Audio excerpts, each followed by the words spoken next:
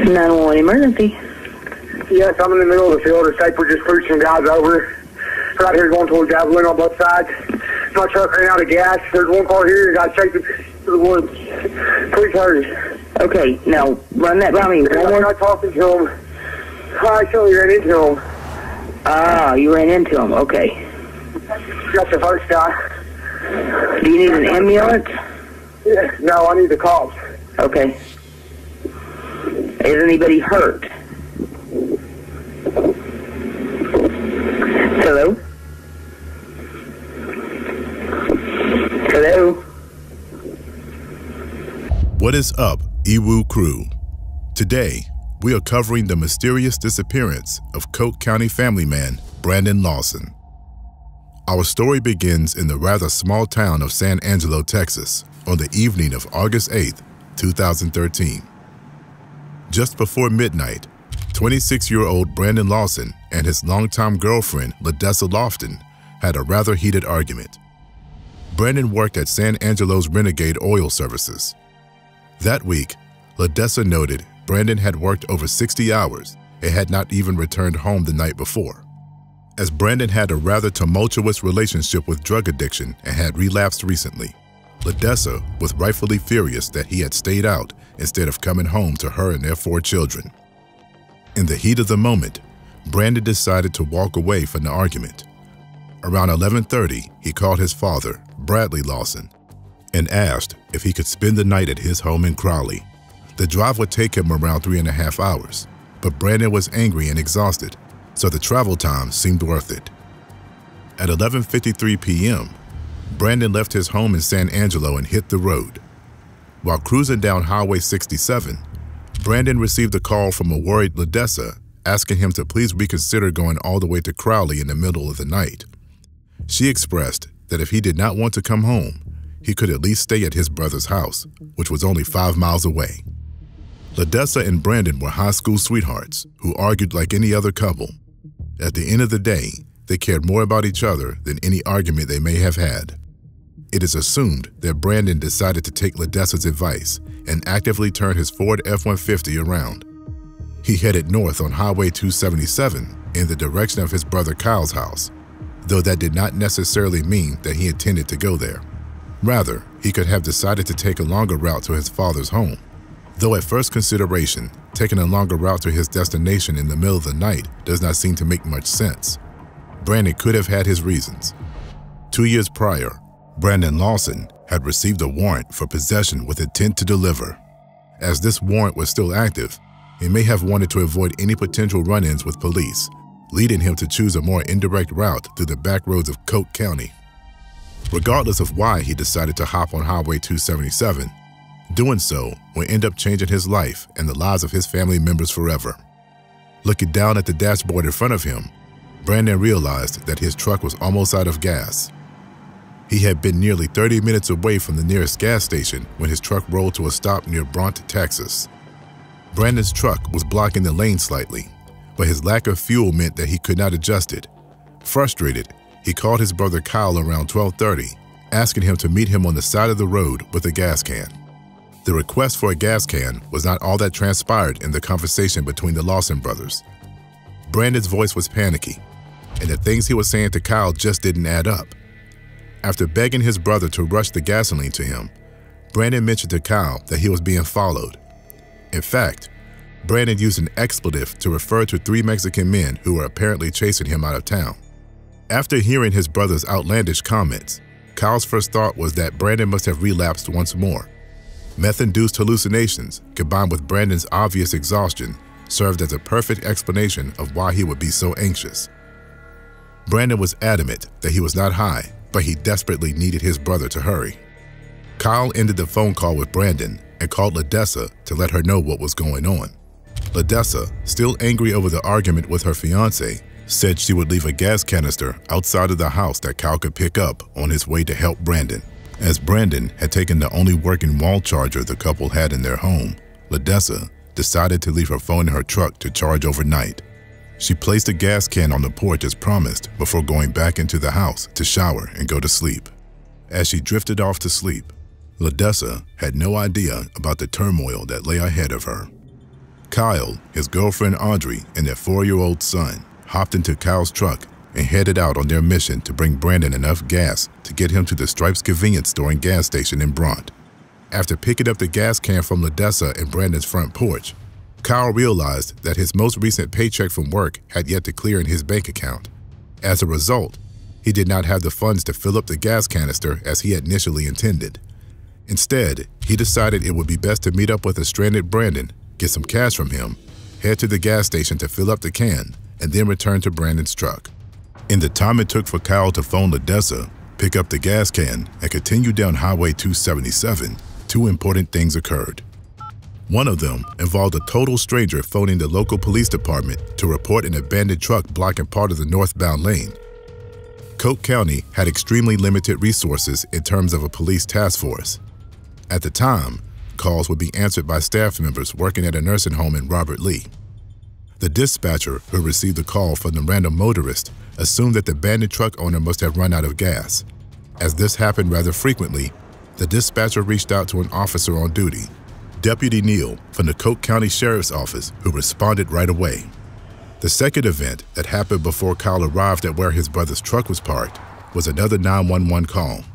This call was made by Brandon himself and was not mentioned by anyone until 3 days later, when Ledessa checked his phone records. At 12:50 a.m., Brandon called a different dispatcher at the same nursing home in Robert Lee, sounding terrified and frantic. 911 emergency.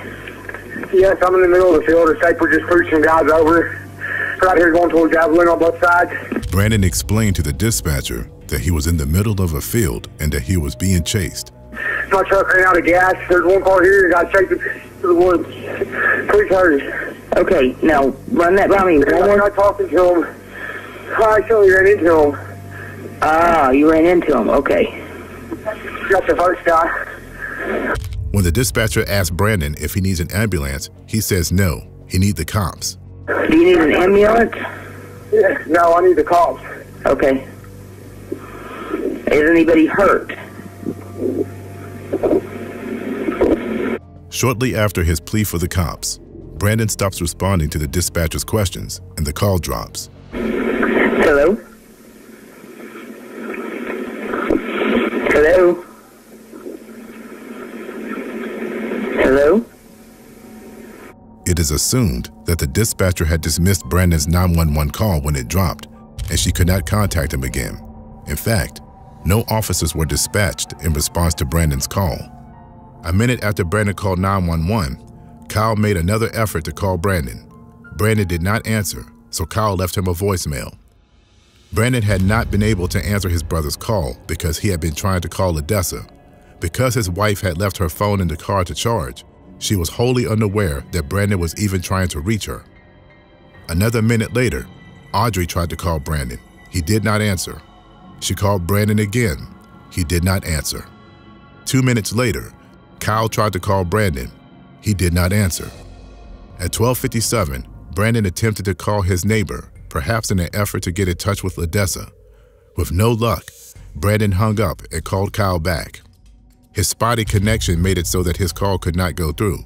He called Kyle again and faced the same problem. Brandon's neighbor tried to call him back. The call did not connect. The neighbor tried again. The call did not connect.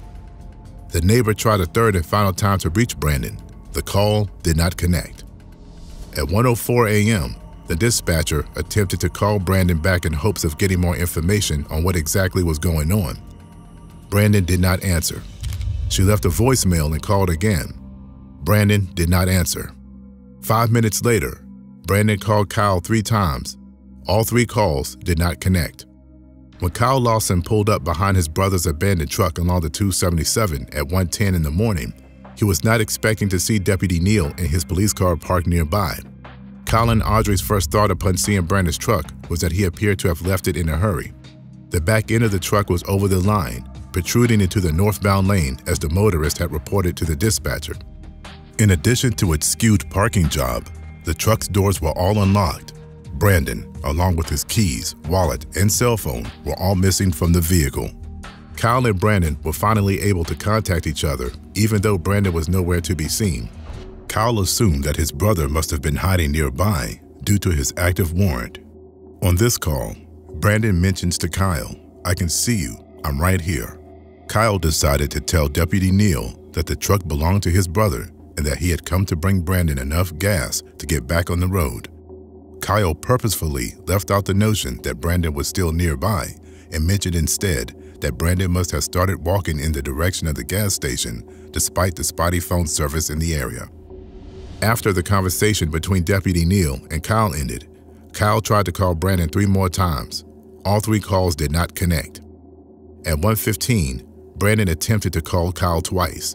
Both calls failed to connect. A few moments later, Audrey sent a text to Brandon to let him know that the officer was still present. Both Audrey and Kyle were operating under the assumption that Brandon wanted to avoid the police, as they had no idea that Brandon himself had attempted to request officers earlier. After successfully receiving Audrey's message, Brandon was able to call her. Though the connection was still spotty, he told Audrey and Kyle that he was about 10 minutes down the road and bleeding. If he had mentioned how the bleeding had started or where he was bleeding from, Audrey and Kyle could not decipher his jumbled words through the poor quality of the phone call. Kyle decided that Brandon would be more likely to come out of his hiding place after Deputy Neal was gone. He turned his truck around and headed back towards San Angelo until they were just far enough away from Brandon's vehicle that the officer could no longer see them. Kyle and Audrey waited around 30 to 45 minutes for Brandon to emerge from wherever he had been hiding. During this time, their 4-year-old son was growing tired and hungry as it was the middle of the night and they had not yet been able to sleep. Deciding to do what was best for his family, Kyle decided to abandon his waiting post and bring his son and girlfriend home. He briefly stopped at Brandon's truck to place the empty gas canister in the trunk, assuming that Brandon would eventually return and be able to acquire his own gas. If not, Kyle planned on returning to the truck with the gas himself once his check cleared in the morning. Around 2 a.m., Kyle and Audrey arrived at their home, fed their son, and put him to bed. Audrey decided to stay at the house to watch over their son and get some sleep. Kyle's check finally cleared, and at around 3 a.m., any calls made to Brandon's phone had gone straight to voicemail. His phone had either been turned off or the battery had died. Either way, no one could get in touch with Brandon. At around 4 a.m. in the morning, LaDessa retrieved her phone from its charging spot in the car. She was shocked at the overflow of missed calls from Brandon, Kyle, and the Lawson brothers' mother. Anxiously, LaDessa dialed Brandon's phone number. The call went straight to voicemail. Assuming Brandon must not have had service, LaDessa called Kyle, who recounted the strange activities that occurred throughout the night. Assuming that Deputy Neal surely would have left the scene since Kyle and Audrey had, Kyle decided to head back out to Highway 277. He picked up one of his friends on the way, and the two of them filled a gas can up around 5 gallons of gasoline to put it to Brandon's truck if need be.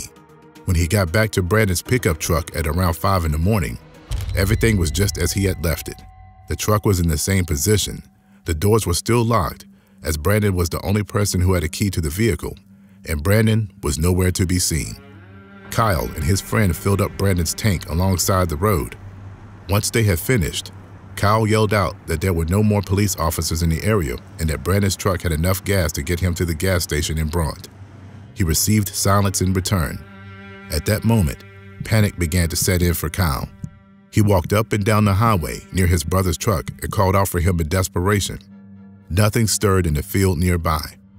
At 8:30 a.m., Brandon Lawson's pickup truck was towed. At 9 a.m., a shocked and distressed LaDessa filed a missing person report as she learned bits and pieces of the events that had occurred while she slept. The next day, August 10th, Deputy Neal took it upon himself to search the land and surrounding area. Many of the properties along Highway 277 were only lived in seasonally, meaning that if anything was out of place or disturbed, it would have been from Brandon.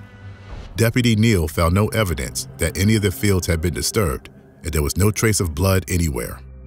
Or at least, that is what local enforcement reported. The lack of blood did not make much sense, as Brandon had mentioned to Kyle and Audrey that he had been bleeding.